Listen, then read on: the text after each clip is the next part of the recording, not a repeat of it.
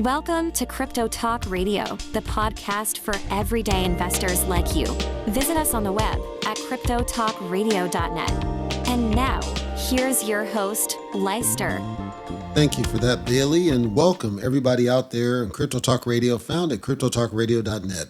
Good morning, good afternoon, or evening. Welcome or welcome back. Today, I actually had recorded some content for an out-of-cycle. It occurred to me that it didn't make sense to do the out-of-cycle. I wanted to wait, let the events play themselves out, which created the opportunity to release this as a full-on episode. That's what I'm going to do. After the jump, we'll do the usuals in terms of numbers, and then we'll get to the pre-recorded contents ready to go. Already ready to go, and I'll get this out the dope. That rhymes. So, a quick personal side note update. And it goes to what I'm going to be talking about later, but just for those that are interested. I actually created my own crypto wallet. I built it, and I've been testing. I've tested it on multiple devices. I bought a cheapy iPhone just for the testing of the thing. I don't use it as a phone. I just need to test the experience on something other than Android. I have iPad, but I needed the phone size to make sure that it played nice there. It works really, really well. Works really well on Android. Works on the tablets. So I'm good. It's really good. And I'm doing some enhancements now and improvements to get that out the door. So I'm going to be talking about that here soon. Let's go ahead and talk some numbers real quick first.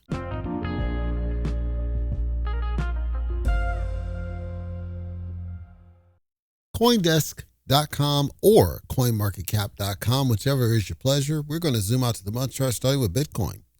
Bitcoin currently hovering around the 77,000 mark as I record this. It was running up and people kept saying, all right, we're past the worst of it. And those listening to me here at CryptoTalk.fm for an extended period heard me say, I don't see that. I see a soft up, but we might go back down. And I still maintained $66,000 was a target. I just wasn't sure. But there's still significant sell pressure. There's still some hesitancy with respect to all the different things going on at the world stage. So Bitcoin's now gone slightly back down, but it looks like an upward trend. It just doesn't look like a strong upward. And it's going to have some pressure. It's not going to have an easy time of it. And I think we've got a ways to go. Ethereum on the flip, on the month chart, currently hovering around the $2,000, just shy of $2,200 mark. Same type of pattern as we see with Bitcoin. It's up, but it's not strong up and looks like, in fact, Ethereum looks like it's more prone to go down than Bitcoin is from my lens.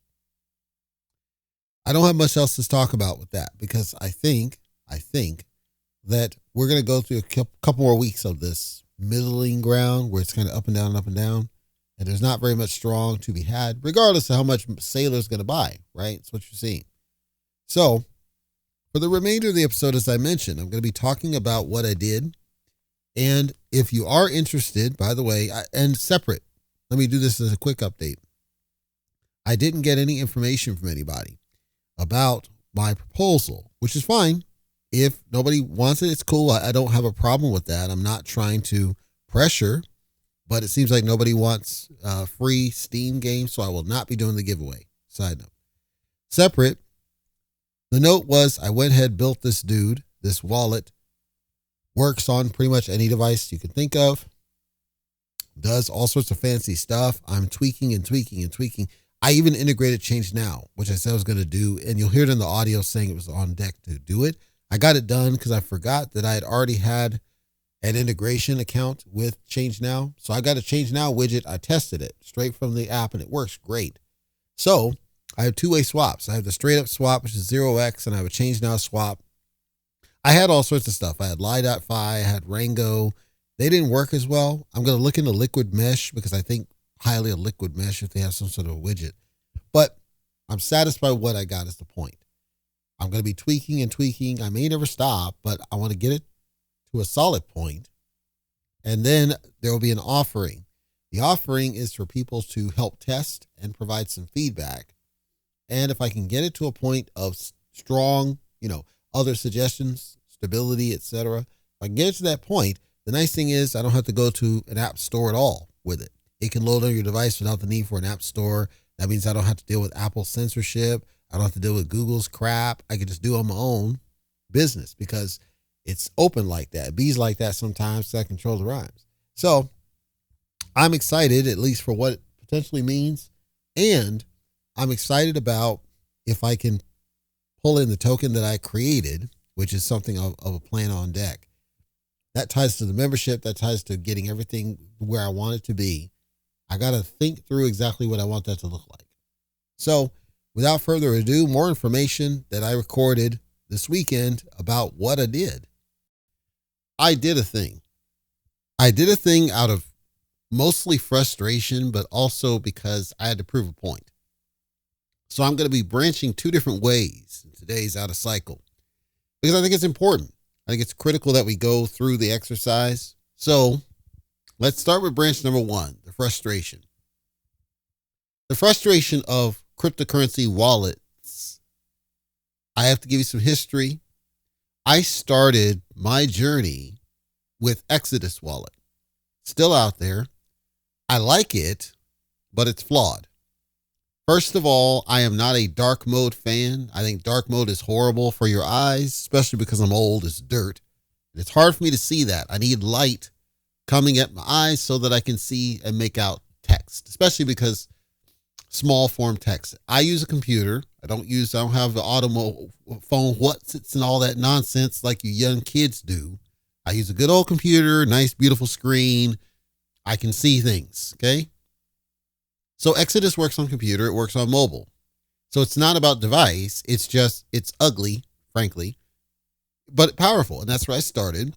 And I was getting into SHIB at the time, but I kind of grew out of Exodus because there were things I just couldn't do. Mind you, back at that time, the networks, the various blockchains were not evolved. We still had the beacon chain. We still had some of the proof of work on Ethereum. Things were a different stance. Because of the changes over time, I felt like Exodus didn't keep up. This is my opinion. Felt like it didn't keep up. I went to, at the time, Coinbase wallet, cleaner interface, seemed like it was easier to use. I was a Coinbase customer at the time. Okay, so I can probably work with this. Let's see what we can do. Coinbase wallet was limited for some stuff, but not for the stuff I cared about. Like you couldn't really do the Binance Smart Chain hardly at all on it at the time, but I could do Ethereum, which is where I mostly did my trades at the time, largely around the scam known as Saitama. And I made money on it, but it was still a scam. Let's just be clear here. Leading up to the failed November 13th Vegas event. And proof of work Ethereum meant $100 to do trades. It was a bad time. That was Coinbase wallet. So now I realized, okay, there's opportunities on the Binance Smart Chain. But I need to get out of Coinbase wallet because I couldn't, it just wasn't going to work. So I was able to switch over to Trust Wallet. I'd been using Trust Wallet then ever since. And there's other ones, Alpha Wallet, I think highly of, but they kind of abandoned it for whatever the hell reason. And there's a few other ones I toyed with, and I was like, Yeah. Trust Wallet seems to have been, at least for me, the best of what I could get. It supported multiple chains. I could create custom things. Now, mind you, I was, again, on computer and Android at the time. I switched to iOS tablet. I still don't have mobile phones, but tablet, iOS, Apple, they do not let you do custom networks on Trust Wallet. So I couldn't do anything that was custom, but I could work Binance Smart Chain. So I was in things like Rich Quack, yes, Everrise, what a pity there. Elk, I still like Elk Finance, even though I think their people are jerk-offs, but I like the project, what it is. We had the AnyFlagged, which these guys were idiots. We had Green Chart where they gave the keys to that duck-faced girl. Binance Smart Chain was a wild west of the time. But the bottom line is that Trust Wallet let me do pretty much whatever I wanted to do in crypto. And I was reasonably satisfied, but I still hit a ceiling because Trust Wallet, even now, sucks at certain basic things. For example, certain blockchains, I'll just throw out a random name, like BlockDAG, okay? Certain blockchains, it's hard to get the data. The data doesn't refresh like it's supposed to. You're not getting amounts consistently. You're not getting transactions consistently. You're not getting pricing consistently. You might not even get charts at all. You might not get logos, which is a different problem. It's still problematic, is Trust Wallet. It just sucks in certain ways. It's good in some ways and sucks in other ways. And then recent updates, they started spamming you. They added an NFT section, which NFTs are a scam in of themselves. So all people are doing is getting NFT airdrops. I'll get to that in a second. NFT airdrops that are scams. They're putting all this perpetuals and predictive markets and all this garbage on the thing. They don't have the refined experience I'm looking for, which is at the end of the day, all it needs to do is allow me to trade the shit. Okay. So that's my frustration. Trust Wallet functionally does what I need it to do, but it's lacking in the stuff that matters. And they're adding a bunch of garbage that I don't care about. That's my beef with Trust Wallet. They don't seem to, they've lost the plot, as my friends over the pond say. So I decided, okay, I now have a valid problem statement. I have something to work off of. My problem statement is I need a crypto wallet that does what I want it to do, not what they think I want to do, and not try to be everything for everybody. I just need something that does what I want to do. And it needs to work the way it works, which means I don't care what the device is. It should work on a computer. It should work on Apple. It should work on Android without me having to think about what the fucking device is, right? So that's my problem statement. But then I found an opportunity. It's branch number 2. Opportunity over here. There's a blockchain. Some people know it. BlockDAG. This blockchain allegedly is a DAG and allegedly is a layer 1 and all these things that are alleged. Of course, they don't publish the code, so we can't really prove it out. Now we think, can't prove it, but we think it's nothing more than an EVM, ERC fork of some kind. We don't know exactly which one, but I have theories. But let's take it on face. The bottom line, there is a blockchain because we can prove that. We can prove there's a blockchain. I've proven it, but it's flawed. It's the RPCs are garbage. There's clearly no strong technical skill with what we have. Now that's because what they tried to do up front, which is UTXO, which is Bitcoin, was a catastrophic failure on the surface. It was never going to work. And so they had to rush something out, which is this EVM deal. Fine. You have a chain out there. The second part of that, though, is they need to have dApps. They need to have wallets. They need to have things that support what it is that they've built. And they, at the time, were talking about some of that stuff. There's a dapp.dag tech, and that lists what they should be, but there's nothing there. It just seems like it's, okay, here's the wallets and here's some steps to do it, but not the actual application. So as I close it, I'll talk about that. The point is nothing exists that is decentralized. That's my point. There are no miners in the wild. The nodes appear to be centralized from what we could tell because they're just unstable. There's no consensus. It's a shit show, right? But then the wallet. You may not have known this. There used to be a wallet called Plus Wallet out there. There was a point I called out. They had done a tweet. The official BlockDAG account did a tweet about this Plus Wallet, now named Cold Wallet, where there's supposed to be a pre-sale for Cold Wallet token. Apparently, Plus Wallet was rebranded to Cold Wallet, and it was going to be wrapped in and become the wallet for BlockDAG. Now, this was months ago. I'm pretty sure that was like November, October. Fast forward now, and Cold Wallet, the last update I saw was April of 2026. I don't know if you're paying attention, but that's almost 2 months ago now. And whatever happened on the blockchain side, and I don't know what this specifically was, but something changed. Where at one point it was fully supported. You could go in and send tokens to it, send tokens out. It showed amounts. Everything was working smooth. And then it broke to where you send tokens there and they don't show up. The amounts don't show up, which I know they're there because obviously the wallet address is on the blockchain, but the wallet does not reflect the balance correctly. So something changed inside the wallet as a result of whatever they changed in the blockchain, which I would think it's something with the RPC address. My guess, they coded a specific RPC address in Cold Wallet for Cold Wallet instead of the central, what's supposed to happen with RPC. And I don't want to get too technical, but the RPC address, when you add a network, should basically round robin to whatever node is ready and available. And you might have 5, 10, 15, whatever. So if you do have access to custom networks, you can actually see this. You can go to RPCs and see, okay, there's these 8 nodes available and this one's green status and this one's red status, etc. That's what the RPC address is supposed to do, is to help find the one that can give you the best answer. My guess is Cold Wallet Token has a hard-coded one that's jacked up, and they've not done anything to fix it because they're too focused on a damn casino. Fine. Now I've got another problem statement because I bought some coins to prove that Weebot was legit. You can go back to that coverage. And I sent them from the exchange to wallet. So I have them in wallet, and I have quite a few of them, but I can't transfer them because Trust Wallet wouldn't work. It wouldn't let me send. When you try to send, it wants to pick Ethereum. It doesn't recognize the blockchain network as eligible for sending. Now this, just to be clear, is a Trust Wallet bug. What Trust Wallet's trying to do is it's trying to interrogate the wallet address to assume what the network must be. That's the flaw of it. Instead of what it should do, which is just let the user tell you what network it should do and do what you need to do, which is the way it used to work. Trust Wallet used to work that way. They changed something.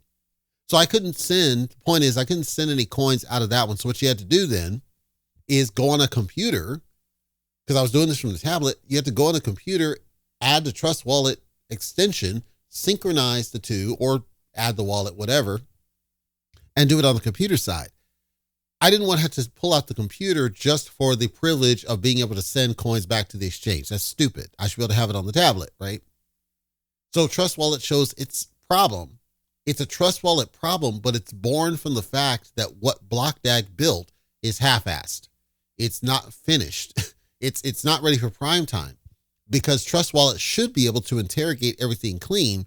If everything was good with the RPCs and the consensus, everything should automatically scan clean, but something's wrong with what's going on with the BlockDAG side. And so these wallets are freaking out about it. That's why Trust Wallet can't show dollar amounts, even though it's easy to interpret what the dollar amount should be, because it's not pulling the RPC information like it's supposed to. Now I got my two problem statements. Problem statement one is I can't rely on Trust Wallet for how I want to use the damn thing. Problem number two is that BlockDAG is a buggy shit show. Okay, I got an inspiration. Why don't I just create my own wallet to do two things? One, to prove that Trust Wallet's lost the plot in terms of their development direction. Two, to prove that BlockDAG just simply, their people suck at the tech side. Because there's people on there right now that swear up and down that BlockDAG's a scam.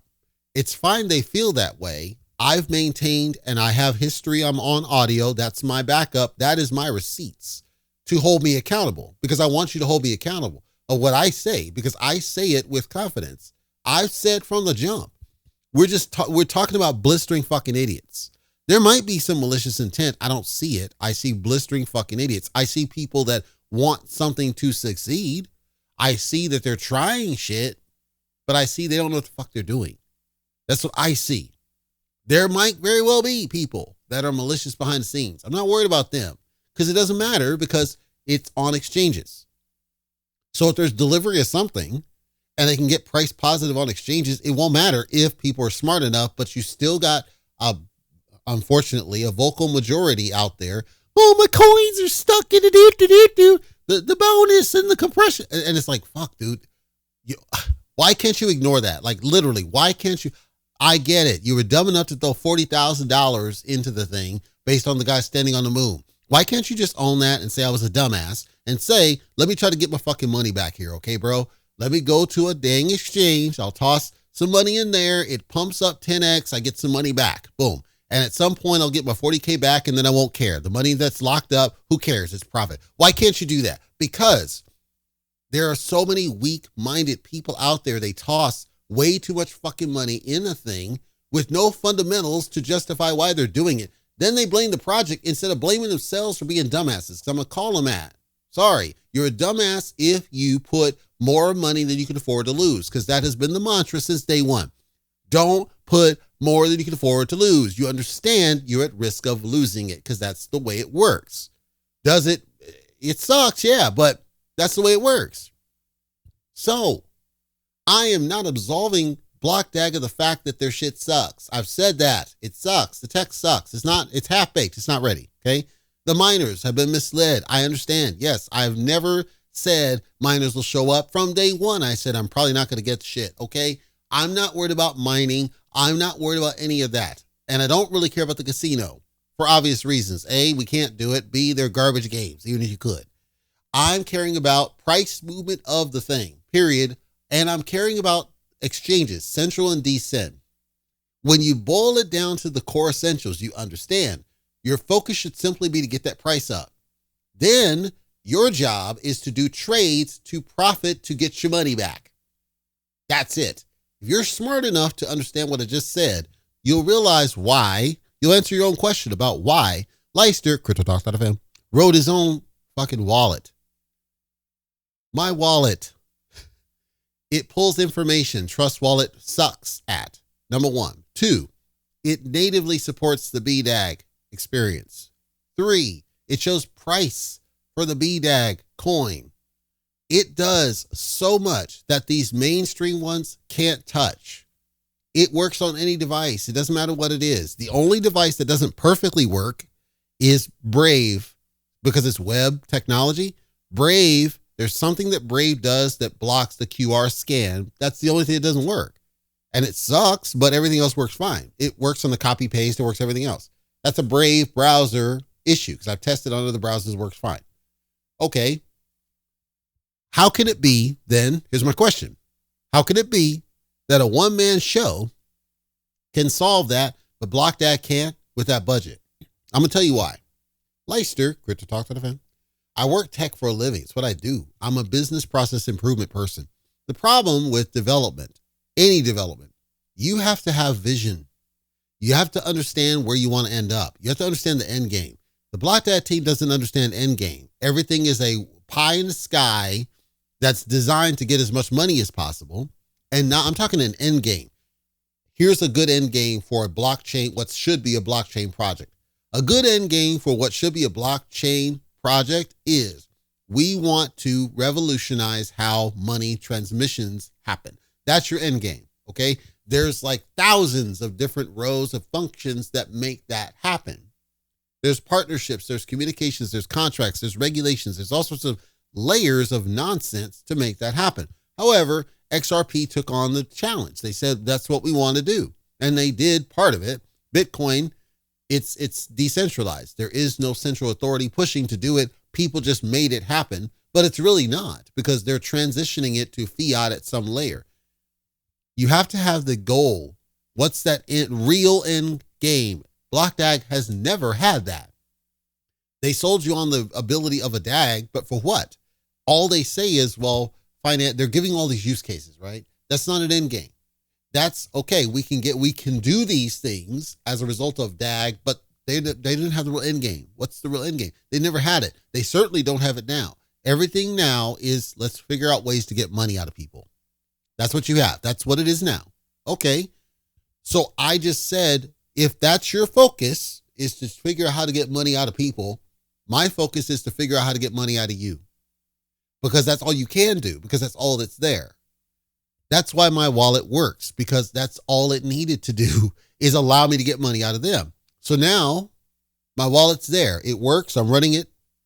Fine. I'm going through testing. The other piece BlockDAG sucks at, they are running on a skeleton crew. That's clear. It's more than just technical skill.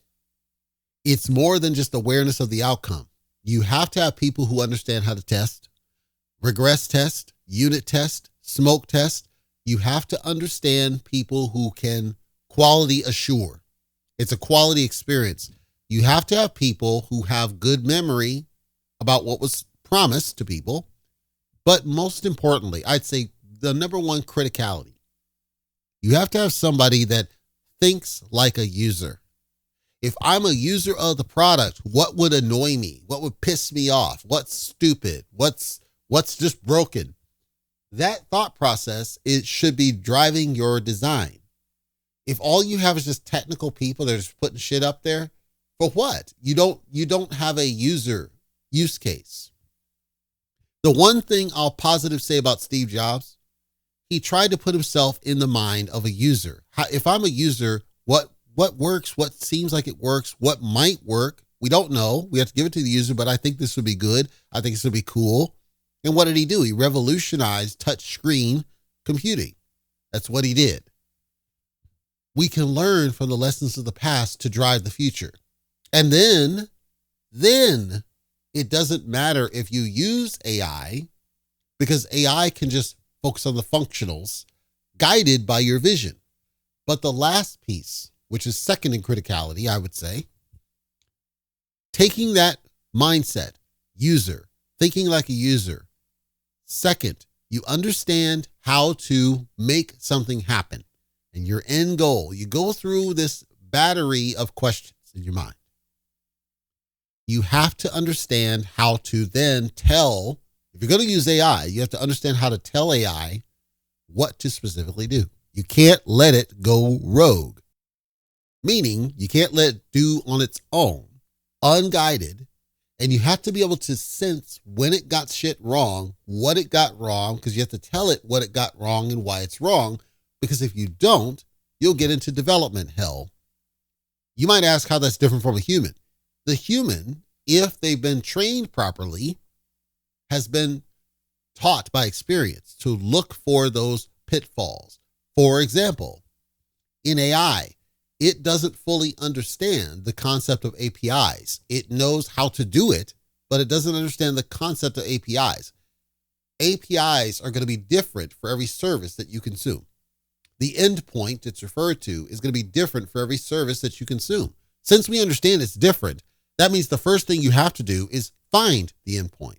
Then you got to understand how to consume the endpoint. Then you got to understand, is there a cost to the endpoint? Then you got to understand, is there rate limiting to the endpoint? Then you got to understand the syntax to implement the endpoint properly. Then you have to actually test that you're getting the response from the endpoint. You ideally should add health check. Like, I'm breaking all this down for you so you understand I've done this. This is what I do for a living. AI doesn't go through all that. It'll just take the instruction, I need to be able to get price data from CoinGecko. It knows how to find price data from CoinGecko. It doesn't understand, well, what happens if that is down? What happens if it gives the wrong price? What is your fallback plan? What message do you show to the user when it doesn't work? If you're doing it right, human, need to tell AI to account for all of that, because it won't. Most humans might not. That takes a very highly skilled, competent person to be able to educate, whether AI or human, how to properly develop the application based on the user experience. The user experience guides the development. That, I just said, that's the flaw of BlockDAG. Their development is not around user experience. Their experience is around what they think is going to make money, period. Because the guy said on video to your face, quote, "We're all here to make money." You got to understand the pitfalls of that strategy. It sounds good, but there's a right way and a wrong way to do it. In fact, in this case, there's two wrong ways. Wrong way number one is the consensus. Going to war when I told those numbnuts not to go that way because you don't have a case and you're not going to beat him. The reason I knew that, and the reason I knew they weren't going to beat him, is because theirs was driven off emotions, lost money, instead of the ability to get your money back. You see, a rug pull, which in this case you can't prove did or didn't happen. A rug pull is developer makes money available and then makes it not available. This developer never made the money available. So was it truly a rug pull? Not by definition. We suspect that the money might have been misused. Misuse of funds is a problem in the regulated sector, not the unregulated Wild Wild West that's crypto. So that means that you have to take a smarter approach to try to beat them. So that's why it went wrong for those from the consensus. That's why you went wrong. And when you didn't listen to me, when I warned you that it wasn't going to work, this is the net effect. The net effect is things are being created. Things are showing up. It can be traded. You can make money, which completely defeats your narrative and makes you look like idiots, which I knew was going to happen. You have to let failure show itself, then prove why it was malicious in intent, and you didn't do that. The second wrong, as I said, they're not focused on the user experience at all. They're not thinking about how users use the product at all. They're thinking about what it takes to get money to generate. In theirs, it's just money. I have no problem with a focus of money. I just said, you got to do it right, man. It still has to be sustainable. Otherwise, how's it different from a pump and dump? Because countless projects have been able to generate money, but they're essentially pump and dumps. Nobody wants a pump and dump because that's a waste. That's Dogechain, right? WorldCoin. Nobody wants that. It should be sustained. And we can't go off the excuse of years when it's already been close to 3 or 4 now. You can't. You have to open up and say, our strategy was jacked up. We lack user focus and user awareness in our development. In summary, I decided just to prove the narrative, because again, $300 all told to create what I created. It's $300 to create a wallet that's by far superior for the core essentials of crypto management, by far superior to anything else out there. It's not designed to do everything for everybody. It's designed to get to the fundamental basics in a way that doesn't care about your device, in a way that's fast and efficient and clean in interface, and it supports the BDAG experience natively, including trades. And the sky's the limit of the other stuff that I could add. This is what I created. For those curious, my next step, there's 2. 1, I'd like to get Change Now integrated. Why? Change Now lets you swap anything to anything that Change Now supports. That means you can swap anything. You don't even have to worry about connecting your wallet.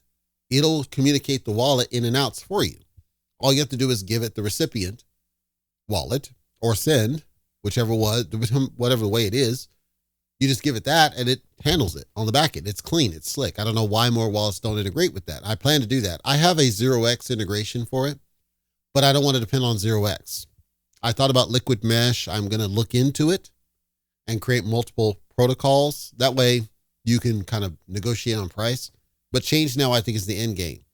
That's 1. 2, I'm going to look into DAG tech stuff and see if I can build one DApp. Just one. I don't know which one. I'm going to try. And if I can, that'll further disprove the narrative. And I think the team would say, well, we're not here to create those apps. We're here to create I think Jeremy even said, we're here to create the mechanism for you to create the apps, but we want you to create the apps. I believe you should create at least one. Why? Prove that you can. You need to increase confidence. So prove that you can. Create one. Just create one that's yours to inspire others to do it.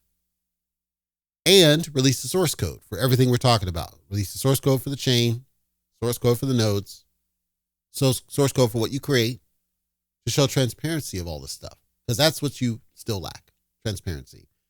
But you should be ashamed that I can spin up an app, a wallet, where you failed to do it after promising to do it for months.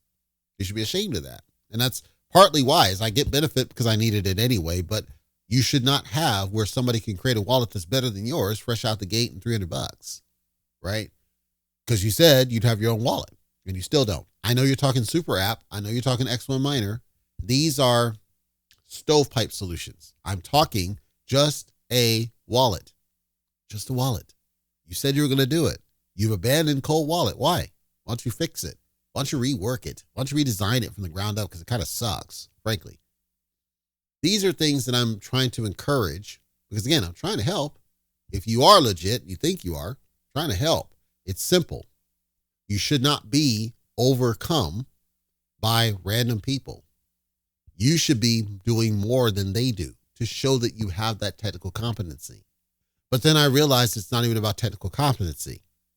That's part of it, but that's not all of it. You lack the user experience knowledge. You lack visibility into what users need and want. You lack a use case. Not a use case you fabricated. I'm talking where users tell you, this is what I want to do. You lack that. Even if you had it, you don't know how to make it happen, putting yourself in the mind of that user. That's what you suck at. But that's what I'm good at. So, once again, CEO, free of charge. The invite's been out there. You know how to reach me. I'm not hard to find. You know how to reach me. But my questions will be tough questions because they must be. It's not going to be anything you haven't heard, but I will expect a solid answer, not a fluffy one. Because the whole point is transparency. Transparency means that you have to own up to stuff. And again, I would like to see you guys do more than what you are doing. Don't let random people outdo you. Because the more that you do transparently, the more you defeat the consensus, the very organization that you created and turned into the monster that it is.